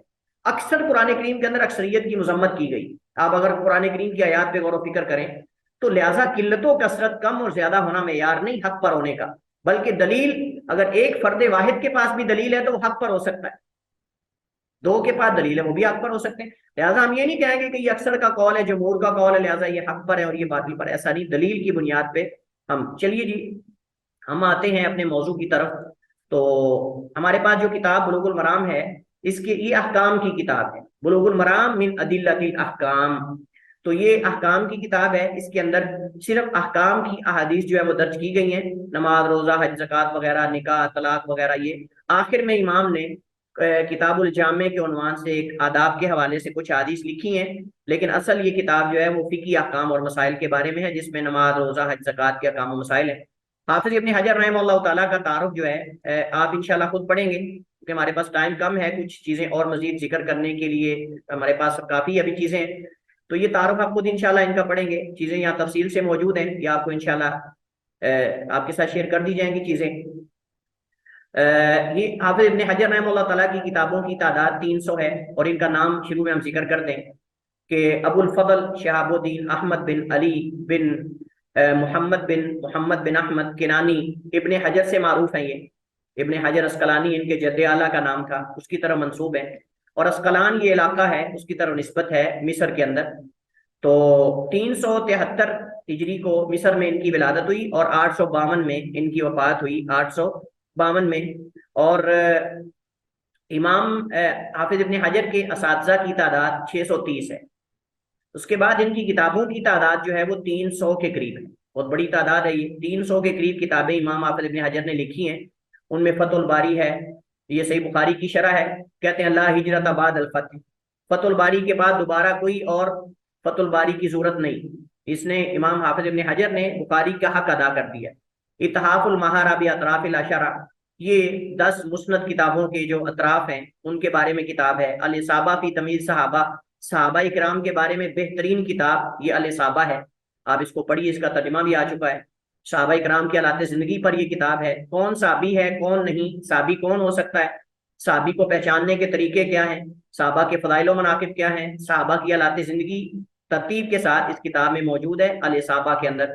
تہذیب و تہذیب، یہ راویوں کی حالات زندگی پر ہے، راویوں کی جو حدیث روایت کرنے والے راوی ہیں ان کی حالات زندگی پر ہے، جو سیاستہ ائمہ ستہ بخاری مسلم ترمذی ابو داؤد نسائی ابن ماجہ اور ان کی جو دیگر کتابیں ہیں ان پر یہ کتاب ان کے راویوں کے بارے میں تقریب اس کا خلاصہ ہے تہذیب و تہذیب کا، یہ راویوں پر ہے جو راویان حدیث ہیں۔ الدر الکامنہ، یہ حالات زندگی پر ہے مختلف محدثین اور ائمہ کی۔ التلخیص الحبیب، یہ بھی اصل میں احادیث کی تخریج پر کتاب ہے۔ بلوغ المرام، یہ ہماری جو مطلوبہ کتاب جو ہم پڑھ رہے ہیں، یعنی جس پہ ہم یہ بات کر رہے ہیں۔ حافظ ابن حجر رحمہ اللہ تعالیٰ جو ہیں وہ انہوں نے یہ کتاب تو اپنے بیٹے کے لیے لکھی تھی، یہ کتاب حافظ ابن حجر نے اپنے بیٹے کے لیے لکھی، لیکن ائمہ کہتے ہیں کہ ان کے بیٹے نے یاد کی یا نہیں کی، لیکن امت نے اس کو یاد کیا ہے، بڑے بڑے لاکھوں لوگوں نے اس کو یاد کیا اس کتاب کو، چونکہ مختصر ہے اور احکام پر ہے، اس وجہ سے امت نے اس سے بہت فائدہ اٹھایا ہے۔ حافظ ابن حجر کی وفات 852 میں ہوئی۔ ہم کتاب پر آتے ہیں، جیسے میں نے آپ کو ذکر کیا کہ شرعی احکام و مسائل کی حدیث پر مشتمل مختصر اور آسان ترین کتابوں میں سے ایک ہے، جس کے مصنف اور مؤلف بلند پایا امام حافظ ابن حجر ہے۔ حافظ ابن حجر رحمہ اللہ تعالیٰ جو ان کے شاگرد ہیں حافظ خاوی رحمہ اللہ تعالیٰ، انہوں نے یہ ذکر کیا ہے کہ حافظ ابن حجر نے یہ کتاب اپنے بیٹے کے لیے لکھی تاکہ وہ اسے یاد کرے۔ اس کے بعد پھر یہ امت کے اندر کتاب عام ہو گئی، مدارس دینیہ میں یہ باقاعدہ پڑھائی جاتی ہے، مدارس میں، اور عوام اور خواص سب لوگ اس کو پڑھتے ہیں۔ کتاب کا موضوع جیسے میں نے ذکر کیا، شرعی احکام و مسائل سے متعلق اس میں احادیث کو جمع کیا گیا ہے۔ کتاب کی ترتیب کیا ہے؟ اس کتاب میں تمام احادیث کو مشہور فقہی ابواب کے تحت جمع کیا گیا ہے۔ کتاب الصلاۃ، کتاب الطہارہ، کتاب الحج، کتاب الصوم، کتاب فلاں، اس طرح کر کے اس کتاب میں صرف صحیح احادیث پر اکتفا نہیں کیا گیا، بلکہ بعض ضعیف احادیث کو بھی درج کیا گیا ہے تاکہ طالب علم کو کسی بھی مسئلے میں وارد ہونے والے صحیح اور ضعیف دلائل سے آگاہی حاصل۔ کتاب کے آخر میں کتاب الجامع کے تحت آداب و اخلاق سے متعلق بہت سی احادیث کو جمع کیا ہے۔ بلوغ المرام میں احادیث کی تعداد اس کتاب میں، یعنی جو ہم کتاب پڑھ رہے ہیں بلوغ المرام، اس میں تقریباً 1577 کے قریب احادیث ہیں۔ بعض نسخوں میں اس سے کم زیادہ بھی ہو سکتی ہے، کیونکہ بعض نسخوں میں وہ جو ایک حدیث کو دو بھی بعض نے شمار کیا ہے، یعنی ایک حدیث میں آتا ہے نا واللفظ لفلان، جیسے میں اشارہ کروں گا انشاءاللہ جب ہم حدیث پڑھیں گے، تو بعض احادیث کو دو بعض نے شمار کیا، بعض نے ایک شمار کیا، بعض نے اسی حدیث کا حصہ شمار کیا، بعض نے الگ ایک حدیث شمار کیا۔ تو اس وجہ سے احادیث کی تعداد میں کچھ آپ کو بعض نسخوں میں فرق مل سکتا ہے، لیکن اصل جو معروف ہے وہ 1577 احادیث جو ہیں 1577 احادیث کی تعداد ہے۔ اور اس کتاب کی خصوصیات چند ایک میں نے ذکر کی ہیں۔ اس کتاب میں کتب ابواب، ان کے تحت احادیث کو فقہی ابواب میں ترتیب دیا گیا ہے۔ پہلے کتاب کا نام جیسے کتاب الطہارہ، کتاب الصلاۃ، طہارت کے مسائل، نماز کے مسائل، حج کے مسائل، پھر اس کے بعد باب قائم کیا جاتا ہے، کیونکہ آپ جانتے ہیں کتاب کہتے ہیں ملانے کو، تو ایک موضوع سے متعلق مختلف مسائل ہوتے ہیں، تو یہ مسائل جو ہوتے ہیں نا یہ باب ہوتے ہیں، ہر مسئلے کا الگ باب قائم کر دیا جاتا ہے۔ پانیوں کے بارے میں باب، طہارت کے بارے میں، وضو کے بارے میں باب، مثلا طہارت کے اندر بھی آگے کئی مسائل، تو اس طرح کر کے اس میں باب ہوتے ہیں۔ مخصوص احادیث ہر باب کے تحت ذکر کی جاتی ہیں جو اس مسئلے سے متعلق ہوتی ہیں، اور بسا اوقات مصنف رحمہ اللہ تعالیٰ صرف کتاب کا عنوان دیتے ہیں اور اس کے تحت ذکر کیے بغیر، اس کے تحت باب کو ذکر نہیں کرتے، صرف کتاب ذکر کر کے اس کے آگے حدیث کو درج کر دیتے ہیں، جیسے کتاب الجنائز ہے، کتاب الزکوٰۃ ہے، کتاب الصیام ہے، کتاب النکاح، اس میں ابواب قائم نہیں کریں گے، شروع میں حدیث اسی طرح ذکر کر دیں گے۔ کتاب میں مرفوع حدیث پر اکتفا کیا گیا ہے، मौकूफ अहादीस की तादाद बहुत कम है। मरफू हदीस क्या आती है? मरफू हदीस ये है कि कोई सहाबी अल्लाह के नबी से बयान करे, और मौकूफ का मतलब ये कि सहाबी का कौल या सहाबी का फेल जिक्र कर दिया जाए। जिस हदीस में सहाबी का कौल हो कि सहाबी ने इस तरह फरमाया, या सहाबी का कोई फेल हो, उसने ऐसे किया, उसको कहते हैं मौकूफ। और मरफू जिसको सहाबी अल्लाह के नबी तक बयान करे कि नबी अलैहिस्सलाम ने ऐसे फरमाया या ऐसे किया या ऐसे आपके सामने किया गया। तो मौकूफ हदीस जो है ये मरफू से निचला दर्जा होता है और ये सहाबी तक महदूद होती है, इसमें सहाबी का कौल या फेल होता है। तवील और लंबी अहादीस जो हैं उनको हज़फ करके उसके पहले रावी को जिक्र किया गया है। बसा औकात किसी खास फायदे या गर्ज के लिए इससे पहले रावी को भी जिक्र कर दिया गया है, लेकिन बहुत कम है। असानीद हज़फ कर दी गई है। असानीद हद्दसना अखबराना जैसे बुखारी मुस्लिम में वो हज़फ कर दी गई है। मकसद अहादीस के मजमूए को इकट्ठा करना है। बाकी अगर कोई सनद चाहता है तो सनद आपको रेफरेंस दे देंगे कि ये किताब फलां में है, फलां में, आप वहां जाके सनद देख सकते हैं उसकी। अगर बुखारी में तो बुखारी में सनद उसकी होगी, अगर मुस्लिम की हदीस है तो मुस्लिम में होगी। लेकिन ये किताब मुस्नद किताबों में से नहीं है, ये फायदा ज़हन में रख लें। बुलूगुल मराम मुस्नद किताबों में से नहीं, ये गैर मुस्नद किताब है। मुस्नद किताब होती जिसमें सनद के साथ रिवायात जिक्र की गई, और गैर मुस्नद वो होती जिसमें सनद ना हो, सिर्फ रावी से साहबी से आगे नकल कर दिया जाए। लेकिन मुस्नद वो होती जिसमें मुहद्दिस अपने उस्ताद से लेकर आगे तक सारे हद्दसना अखबराना अंबाना फलान इस तरह करके जिक्र करे। लिहाजा इसमें संदे हज़फ है और ये गैर मुस्नद किताब है। इसमें मुअल्लिफ रहमतुल्लाह तआला ने गालिबन अहादीस के सही, हसन या दईफ होने की तरफ इशारा किया है, या हुक्म यानी उनका हुक्म लगाया है। और ये हुक्म या तो अपनी तरफ से नकल करते हैं वो, या फिर किसी और इमाम का हुक्म लगा देते हैं कि फलां इमाम ने इसको सही कहा, फलां इमाम ने, और कभी खुद अपनी तरफ से कह देते हैं कि हदीस सही है या ज़ईफ है। बसा औकात हदीस की मुताबात और शवाहिद भी जिक्र करते हैं, यानी हदीस से मिलती जुलती हदीस अगर किसी और साहबी से भी है तो उसकी तरफ इशारा कर देते हैं। या हदीस की मुताबत में, यानी अगर कोई हदीस में ज़ाफ है, कमजोरी है, तो कोई दूसरी हदीस उससे मिलती जुलती उसकी तरफ इशारा कर देते हैं कि इस रावी में चूंकि कलाम है, लिहाजा इस रावी की तरह एक और रावी भी इस हदीस को रिवायत करता है। तो इसके मुताबत जो होती है वो रावी के अंदर होती है, और शवाहिद जो होते हैं ये हदीस दूसरे साहबी से होती है। तो शवाहिद के अंदर हदीस दूसरी होती है और मुताबत के अंदर हदीस एक होती है, लेकिन कोई रावी उस्ताद के सुनने में जिस उस्ताद से हदीस बयान कर रहा है दूसरा रावी उसके साथ आ जाता है तो उसको शामिल कर कहते हैं ये उसके लिए ताबे है, मतलब ये है कि उसकी तईद कर रहा है।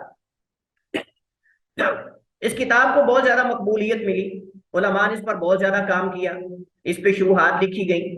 चंद एक मैं आपके सामने शुरुआत के नाम जिक्र करता हूँ। अरबी में अल बद्र तमाम, ये अल बद्र तमाम ये शरह बुलुगुल मराम मगरबी की किताब है। सुबुल सलाम अमीर सनानी की किताब है। फतुह दिल जलाल वल इकराम अल्लामा इब्न हुसैनीन की सबसे आसान तरीन शरह अरबी में वो फतुह दिल जलाल वल इकराम है।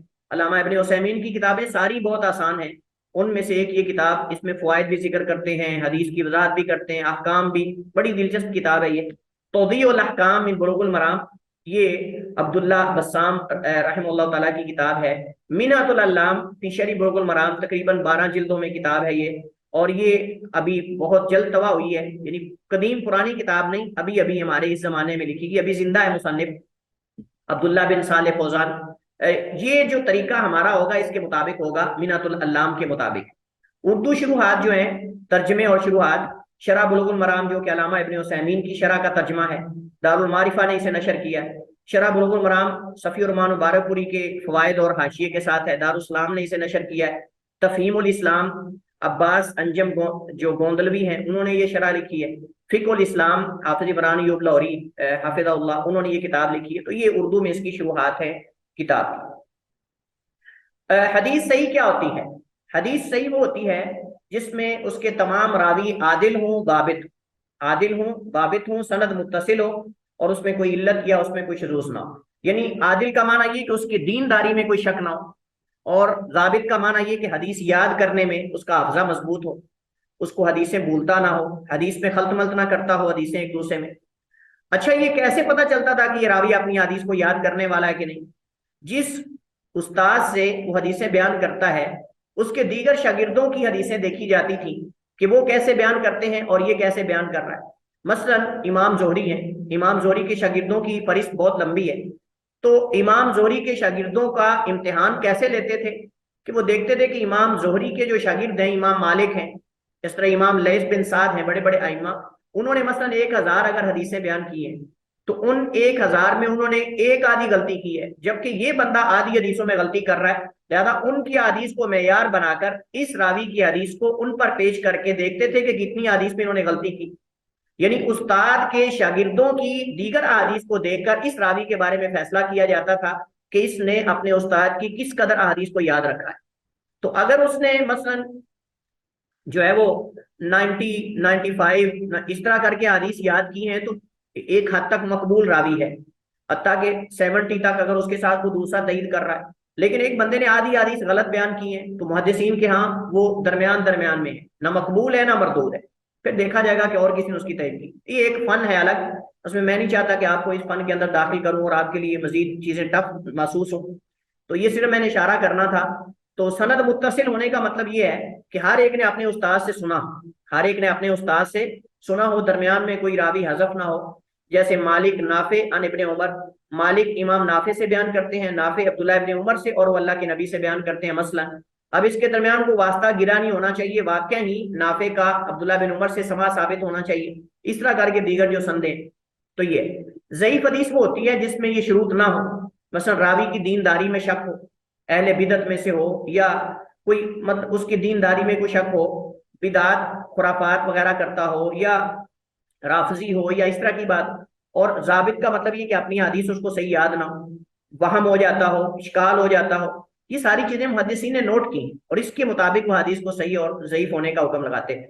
हसन क्या होती है? हसन ये होता है कि हदीस जो है उसमें रावी बाकी शुरूत सारी हैं लेकिन रावी का हाफजा थोड़ा सा कमजोर है, थोड़ा सा। जैसे मैंने आपको कहा ना कि 100 में से मसलन वो 85% मतलब इसके करीब करीब हो हसन दर, अगर एक उस तरह और रावी मिल जाता है तो वो सही हो जाएगी। इस तरह करके ये इंशाल्लाह आप उसूल हदीस में चीजें पढ़ेंगे। चूंकि हमारा ये मौजू नहीं, इस वजह से मैं इसमें मजीद वजाहत नहीं करना चाहता। हमारे पास 5 मिनट हैं, 5 मिनट के अंदर अंदर जल्दी से हम किताब के मुकदमे में से कुछ चीजें पढ़ते हैं ताकि आगे हम अगले लेक्चर में सिर्फ सीधी अहादीस शुरू करें, मसाइल शुरू करें, हम फिर मुकदमे के अंदर ना बैठे रहें। सिर्फ 5 मिनट आप लोगों से चाहिए। ये किताब मतलूब होगी, हम इंशाल्लाह इस किताब से अहादीस कुछ पढ़ेंगे, नोट्स आपको दिए जाएंगे, उनमें सारी फवायद और सब चीज़ें मौजूद होंगी। तो ये किताब मैं इंशाल्लाह अभी ग्रुप में शेयर कर देता हूँ आप लोगों के साथ। तो ये किताब अपने पास आप सेव कर लें। दारुस्सलाम का तबा जो अभी हमने इशारा किया कि सफ़ी रहमान मुबारकपुरी रहमतुल्लाह ताला की फवायद वगैरह के साथ है। तो ये अगरचे मुतरजम है लेकिन आपको इस वजह से मैं ये किताब दे रहा हूँ कि आप इसके साथ जुड़ें, क्योंकि अरबी किताब अगर मैं अरबी से आपको पढ़ाता हूँ तो आप लोगों के लिए बाद में तैयारी करना मुश्किल होगी। तो हम तो अरबी इबारत ही हल करेंगे साथ साथ, लेकिन जो है वो इसके लिए आप जो है वो फायदा होगा, नीचे फवायद वगैरह लिखे हुए हैं सारे शरह में, वो आप इंशाल्लाह इसको पढ़ेंगे। मुसन्निफ ने यहाँ शुरू में कुछ अपनी तमहीद, जैसे कोई किताब का मुसन्निफ लिखता है तमहीदी कलिमात, हम भी लिखते हैं उस तरह अल्लाह ताला की हम्दो सना की है। अल्हम्दुलिल्लाह, अल्लाह ताला की तमाम तारीफात हैं। अला नियामिही, उसकी नेमतों पर। अज़ाहिराती, जो जाहिरी हैं, अलबातिना, जो बातनी हैं। अल्लाह की नेमतें दो तरह की होती हैं, जाहिरी जो हम देखते हैं, अपनी बॉडी जिस्म सही सलामत है, माल दौलत हमें मिल रहा है, ईमान सब चीजें। कुछ बातनी अल्लाह की नेमतें होती जिनका हमें पता नहीं होता लेकिन अल्लाह की नेमतें होती। अल्लाह ताला पता नहीं कितनी चीजों से हमारी हिफाजत करता है। अल्लाह ताला पता नहीं हमारे जिस्म के अंदर कितने ऐसे जरासीम चले जाते हैं, अल्लाह हमें बीमारियों से बचा लेता है, कितने दुश्मनों से अल्लाह हमें बचा लेता है, कई हादसों से अल्लाह हमें बचा लेता है, कई और चीजें हैं। ये नेमतें हम नहीं जानते, हम तो सिर्फ जाहिरी नेमतें जानते हैं, लेकिन बातनी नेमतें भी अल्लाह ताला की हैं। कदीमन व हदीसन, कदीमन का माना पुरानी और हदीसन का माना नई।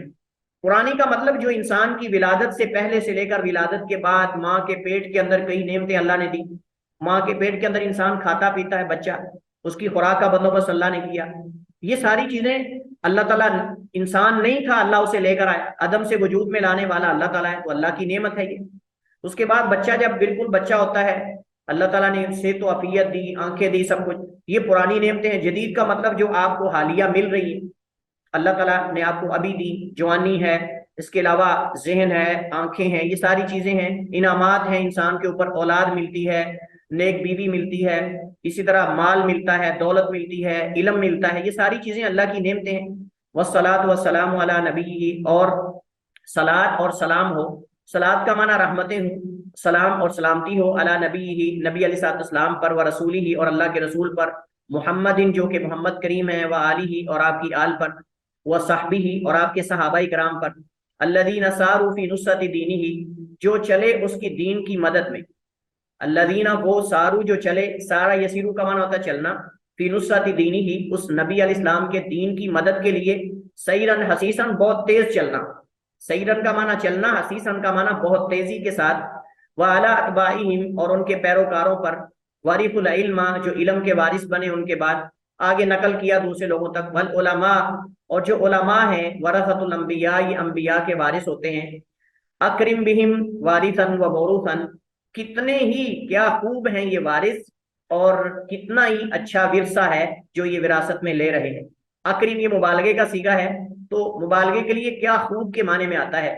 अकरिम बिहिम कितने ही खूब हैं ये, वारिसन वारिस बनने वाले, व मौरूसन और कितना ही उम्दा विरसा है जो विरासत में ये ले रहे हैं। अम्मा बादू, अम्मा बाद जो है ये इसको आप समझ लें कि तमहीद के बाद इफ्ताइया के तौर पर एक कलाम से दूसरी कलाम में दाखिल होने के लिए अम्मा बाद फासले के लिए लाया जाता है। तो अम्मा बाद के बाद हमेशा जब आपने शुरू करना है तो फा लाया जाता है, जैसे फहाजा। तो अल्लाह के नबी सल्लल्लाहु अलैहि वसल्लम का ये भी तरीका यही था कि आप खुतबा हाजा इरशाद फरमाने के बाद अम्मा बाद फरमाते थे, यानी इसके बाद असल मौजू की तरफ मुसन्निफ जो है मुंतकिल होता है। फहादा पस ये मुख्तसर मुख्तसर है, यानी किताब, यशमलु जो मुश्तमिल है, अला उसूली अल अदिल्लती उसूल दलाइल को कहते हैं, अल अदिल्लती उसूल का माना असल मसाइल यानी बुनियाद, बुनियादों पर, अल अदिल्ला दलाइल की, अल हदीसिया जिनका ताल्लुक हदीस के साथ है, ली अहकाम शरईयती शरी अहकाम की, शरी अहकाम के जो दलाइल के उसूल हैं उन पर ये किताब जो है वो मुश्तमिल है। हर्ररतुहु तहरीरन बालिगन, हर्ररतुहु मैंने इसे तहजीब किया है, इसकी तनकीद और तहजीब का माना काट छांट करना, काट छांट करना किसी चीज को, अच्छे को अलग कर देना और तवील और जो बेफायदा उसको साइड पे कर देना, या इस तरह मतलब होता है। लेकिन यहाँ मुराद है कि जो तवील हदीसें थी उनको मैंने मुख्तसर करके और जो ज़ूरी थी उनको मैंने आपके सामने यहाँ रख दिया है। ये मतलब है हर्ररतुहु मैंने तनकीद और तहजीब की है, तहरीरन बालिगन इंतहाई उम्दा किस्म की तहजीब और तनकीद, लियसीरा मैं यहफज़हु ताकि चले इस पर, मैं यहफज़हु ताकि हो जाए, लियसीरा का माना यहाँ हो जाना, ताकि हो जाए, मैं यहफज़हु जो इसे याद करे, मिन बैन अक़रानिही अपने साथियों के दरमियान, नाबिगन का माना एक नुमाया, नुमाया यानी सीयत वाला बन जाए, जो इसको याद कर ले वो अपने साथियों में नुमाया हो जाए इल्म के एतबार से। वयस्तईन बिही और मदद तलब करे इसके जरिए, अत्तालिबुल मुब्तदी जो इब्तिदाई तालिब इल्म है, वला यस्तगनी अन्हु रागिबुल मुंतही और ना इससे मुस्तगनी हो सकता है, बेपरवाह हो सकता है, अर्रागिबुल मुंतही जो आखिरी तालिब इल्म है, यानी बड़ी क्लासों के स्टूडेंट भी इससे मुस्तगनी नहीं हो सकते, बेपरवाह नहीं हो सकते, और जो छोटी क्लासों के स्टूडेंट हैं इब्तिदाई वो भी इससे मुस्तगनी यानी नहीं हो सकते, बल्कि वो इससे मदद हासिल करेंगे और ये उनको हदीस के जो मराहिल हैं उसके समझने के अंदर मदद देगी। क्योंकि छोटी किताब से बड़ी की तरफ मुंतकिल हुआ जाता है, ना कि बड़ी से छोटी की तरफ। तो पहले छोटी छोटी किताबें पढ़ेंगे तो इंसान आसानी से बड़ी किताबें समझ सकता है, तो इस वजह से उन्होंने इसकी तरफ इशारा किया। वक़द बय्यन्तु अक़ीबा कुल्ली हदीसिन और तहकीक मैंने बयान किया है हर हदीस के बाद, मन अखरजहु मिनल आइम्माती जिसने तखरीज की है उस हदीस की आइम्मा में से, यानी वो हदीस बुखारी में है, मुस्लिम में है, तिरमिज़ी में, अबू दाऊद में, जो मुस्नद किताबें हैं उनकी तरफ रेफर करते हैं कि हदीस कहाँ है, ये मतलब है। वक़द बय्यन्तु और तहकीक मैंने बयान किया, अक़ीबा कुल्ली हदीसिन हर हदीस के बाद, मन अखरजहु जिसने उसे निकाला है यानी तखरीज की है अपनी सनद के साथ, मिनल आइम्माती आइम्मा में से, ली इरादती नुस्हिल उम्मती उम्मत की खैरखाई के इरादे से, ली इरादती इरादे के लिए, नुस्हिल उम्मती उम्मत की नसीहत के, फल मुराद भी सब आती। अब आगे मुसन्निफ बयान कर रहे हैं अपनी इस्तिलाहात कि मैं जब हदीस के बाद कहूंगा अखरजहु सबा तो सबा से कौन मुराद होंगे, जब मैं खमसा कहूंगा तो खमसा से कौन मुराद होंगे, जब मैं सित्ता कहूंगा तो सित्ता से कौन मुराद होंगे, ये समझना जरूरी है, ये समझना जरूरी है। क्योंकि इस वजह से मैंने मुकदमा आपको यहाँ पढ़ाया है ताकि आप ये समझ जाएं कि आगे हर हदीस के बाद आएगा अखरजहु सबा, अखरजहु सित्ता, अखरजहु खमसा, अखरजहु अरबा, तो इससे क्या मुराद है ये आपको पता होना चाहिए। फल मुराद बिस सबा, सात से मुराद कौन है, सित्ता और इमाम अहमद। मैं आपको इख्तिसार से बता रहा हूँ ताकि आपको याद हो जाए, यानी 6 किताबें जो हदीस की मारूफ हैं उनके साथ इमाम अहमद की मुस्नद को मिला लें, मुस्नद इमाम अहमद के साथ बाकी 6 मिला लें, यानी मुस्नद इमाम अहमद, बुखारी, मुस्लिम, तिरमिज़ी, अबू दाऊद, नसाई, इब्ने माजा। تو یہ 6 وہ ہوگی کتابیں جو حدیث کی معروف ہیں، اور 7ویں جو ہے وہ احمد ہے، تو اس طرح 7 ہو گئے، سبا 7 کو کہتے ہیں، تو 7 ہو گئے۔ کہتے ہیں وہ بھی ستہ، اگر میں کہوں گا اخرجہ ستہ تو اس سے مراد کیا ہے؟ من ادا احمد، احمد کے علاوہ، پھر امام احمد کو نکال دیں اور باقی 6 رہ جائیں گے، اور وہ کون ہیں؟ بخاری، مسلم، ترمذی، ابو داؤد، نسائی، ابن ماجہ۔ وبالخمسہ، اور جب خمسہ کہیں گے تو اس سے مراد بخاری، من عدل بخاری و مسلم، یعنی بخاری مسلم کو نکال کر امام احمد بن حنبل اور ائمہ اربع، امام بخاری مسلم کو نکال کر خمسہ 5 جب کہیں گے تو بخاری مسلم کو نکال دیں، باقی 6، باقی جو 5 رہ جائیں گے، اور وہ کون ہے؟ امام احمد کو ملا کر سنن اربع اور امام احمد کی مسند، تو اس طرح 5 ہو جائیں گے بخاری مسلم کو نکال کر۔ وقد اقول، اور کبھی میں کہوں گا الاربعۃ اخرجہ الاربع، یعنی 4، تو اس سے مراد و احمد اور احمد، وبالاربعۃ تو پھر 4 سے مراد باقی جو 3 کے علاوہ ہیں، پہلے 3 کے علاوہ، یعنی مراد وہذا اقول وقد اقول، کبھی میں کہوں گا الاربع 4 نے نکالا، واحمد اور احمد نے، وبالاربعۃ اور 4 سے مراد من عدد ثلاثہ، پہلے تینوں کے علاوہ، پہلے تینوں کے علاوہ، اور پہلے تینوں کے علاوہ کون ہے؟ یعنی مراد اس سے بخاری مسلم کے علاوہ باقی جو امام ہیں وہ اس سے مراد اربع سے۔ ابھی ثلاثہ، اور ثلاثہ سے مراد من اداہم والاخیرہ، آخری جو یعنی پہلوں کے علاوہ ہیں، پہلوں کے علاوہ سے مراد یعنی امام احمد، بخاری مسلم کے علاوہ باقی جو ائمہ ہیں وہ مراد ہوں گے۔ اسی طرح تینوں سے مراد یعنی باقی مراد یعنی ابو داؤد، نسائی، ترمذی، ابو داؤد، نسائی اور ترمذی مراد ہوں گے۔ اور جب میں کہوں گا، کہتے ہیں وبالثلاثۃ من اداہم والاخیر، یعنی بخاری مسلم کے علاوہ اور آخری کے علاوہ، آخری سے مراد ابن ماجہ ہے، آخری سے مراد ابن ماجہ ہیں، تو 3 سے مراد ابو داؤد، نسائی اور ترمذی، اور 4 سے مراد پہلے 2 کے علاوہ، اور وہ 4 کون ہیں؟ وہ ابو داؤد، نسائی، ترمذی، ابن ماجہ، 4 ہو جائیں گے اس طرح کر کے۔ وبالمتفق، اور جب متفق علیہ کہیں گے تو اس سے مراد بخاری مسلم ہے، کہ یہ بخاری مسلم دونوں میں ہے۔ وقد لا اذکر معہما غیرہما، اور کہتے ہیں کہ بسا اوقات میں بخاری مسلم کے ساتھ کسی اور کا ذکر نہیں کروں گا۔